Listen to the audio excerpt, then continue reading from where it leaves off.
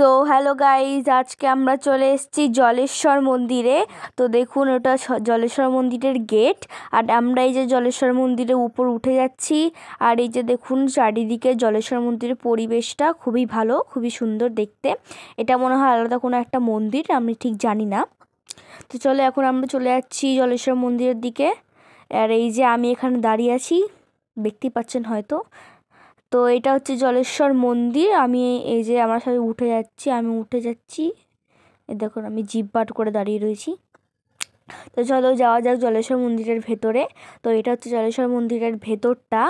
আর এইটা হচ্ছে জলেশ্বর মন্দিরের ঠাকুর। এটা হচ্ছে ভোলানাথের মূর্তিটা, ছবি টাইপের আর কি। আর এটা হচ্ছে জলেশ্বর মন্দিরের আশেপাশের ব্যাকগ্রাউন্ডটা।